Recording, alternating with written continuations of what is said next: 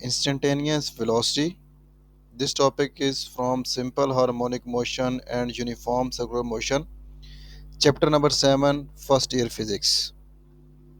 What is instantaneous velocity? The linear velocity of point P at instant t will be directed along the tangent to the circle at point P and its magnitude will be.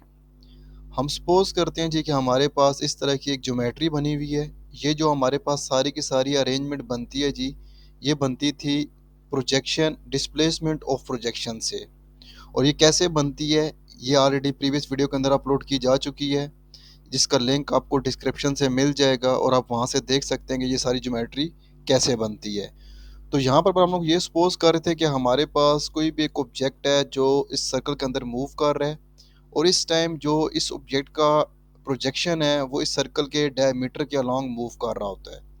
अगर हम लोगों ने किसी भी point पर इस projection की velocity को फाइंड करना हो, तो वो फिर इसकी वेलोसिटी कहलाती है इंस्टेंटेनियस वेलोसिटी। हम लोगों ने बेसिकली ये वेलोसिटी ही फाइंड करनी है। और ये जो प्रोजेक्शन की वेलोसिटी है, ये एक्चुअली आती है due to the velocity of this point. अब पहले हम लोगों ने फिर इस पॉइंट पी की वेलोसिटी फाइंड करनी है। और हमें बहुत अच्छे तरीके से पता है कि जो पॉइंट पी की लीनियर वेलोसिटी होगी, वो जब कोई ऑब्जेक्ट सर्कल पाथ की तरफ मूव कर रहा होता है तो वो हमेशा होती है along the tangent of the circle. So the linear velocity of point P of this point at any instant T will be directed along the tangent to the circle at that point, right? इसको लोग नाम दे देते हैं vp। और जो vp है वो equal to होती है r ओमेगा के। ये हमें अच्छी तरीके से पता है, रिलेशन है between linear velocity and angular velocity. अब जिस सर्कल के अंदर ये इस टाइम पे मूव कर रहे हैं, उस सर्कल का जो रेडियस है वो r नहीं है, बल्कि उसका रेडियस हमारे पास x नॉट के इक्वल है, जो कि यहाँ से देखा जा भी सकता है। तो जहाँ पे इस इक्वेशन में r लिखा हुआ आ रहा है, वहाँ पर हम लोग x नॉट सब्स्टिट्यूट करवा देंगे, तो vp इज इक्वल टू आ जाएगा x नॉट ऑफ ओमेगा। अब आपको पहले बता चुका हूँ कि हमारे पास जो इस n की वेलोसिटी आ रही है आती है which is along the diameter of the circle is due to the motion of point p on the circle.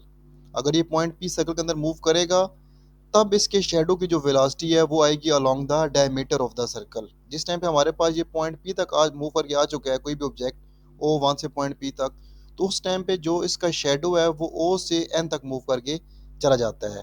अब अगर हम यहाँ पे देखें तो हमारे पास जो शेडो है मूव करता है along the diameter of the circle, जो कि वर्टिकल मोशन है। ये हमारे पास ओरिजेंटल मोशन नहीं है। तो इसका ये मतलब है कि फिर जो शेडो के पास वेलोसिटी का अफेक्टिव कंपोनेंट होगा वीपी का, वो वर्टिकल कंपोनेंट होगा। So the velocity of N is the component of VP along D E which is the diameter of the circle, where this point is D and this point is E.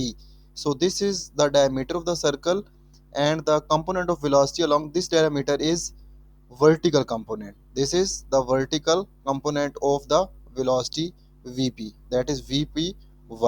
अब यहाँ पर अगर हम ये वाला angle देखें तो ये जो एंगल हमारे पास बनता है, ये एंगल हमारे पास बनता है 90 माइनस थीटा।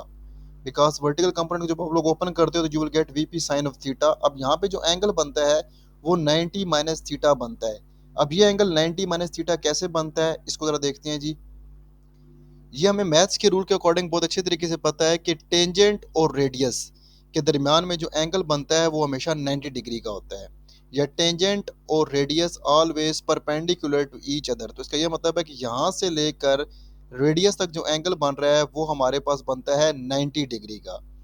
तो फिर अगर हम लोगों ने ये एंगल फाइंड करना पड़ जाए, ये जो हमारे पास एंगल बन रहा है ब्लू वन, तो अगर 90 में से हम लोग क्या कर दें, इस एंगल को माइनस कर दें, तो हमारे पास ऑटोमेटिकली ये वाला एंगल आ जाएगा, दैट इज 90 माइनस थीटा। तो इस तरीके से हमारे पास ये जो एंगल है वो 90 माइनस थीटा बन जाता है। अब 90 माइनस थीटा को अगर हम लोग अपने ट्रिग्नोमेट्रिक लॉस के अकॉर्डिंग, जो कि ये हमारे पास लॉ है जी, इस लॉ के अकॉर्डिंग ओपन करते हैं तो हमारे पास sine 90 minus theta is equal to आ जाएगा कॉज ऑफ थीटा के। याद रखिएगा साइन 90 इज इक्वल टू 1 के होता है और कॉज 90 इज इक्वल टू 0 के होता है। तो ये फॉर्मूले के अंदर अपन ये वैल्यूज पुट करनी है तो आपके पास ऑटोमेटिकली इसका आंसर कॉज थीटा आ जाता है जी।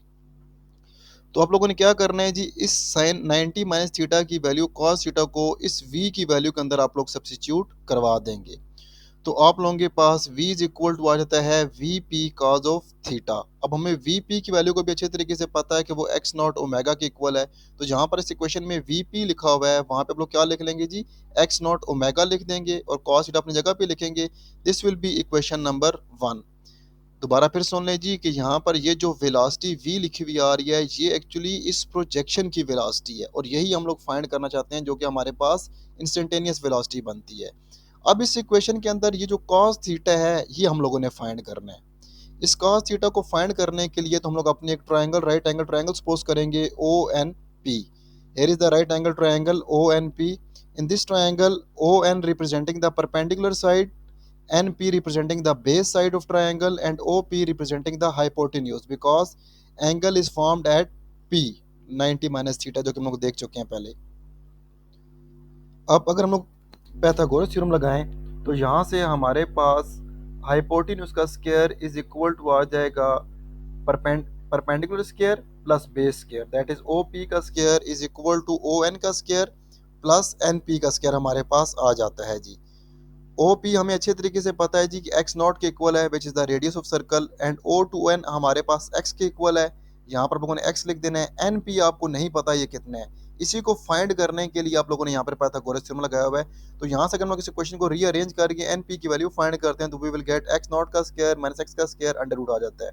अब cos थीटा अगर आप यहाँ से देखें तो आप लोगों के पास होता है बेस अवर हाइपोटेन्यूज। तो बेस हमारे पास क्या है जी NP और हाइपोटेन्यूज हमारे पास क्या है OP। NP की वैल्यू भी आप लोग फाइंड कर चुके हैं और बेस की वैल्यू भी आपको अच्छे तरीके से पता है जी। NP की वैल्यू हमारे पास कितनी आई हुई है जी, हम लोग देख चुके हैं यहाँ पर x नॉट का स्क्वायर माइनस x का स्क्वायर, और जो हमारे पास हाइपोटेन्यूज है उसकी वैल्यू भी हमें अच्छे तरीके से पता है कि इक्वल टू x नॉट के है। आप cos थीटा की इस वैल्यू के अंदर, जो कि आपको ये बता चुका हूँ कि OP अगेन x नॉट के इक्वल है, cos थीटा की इस वैल्यू को आप लोगों ने यूज़ करना है इक्वेशन नंबर 1 में।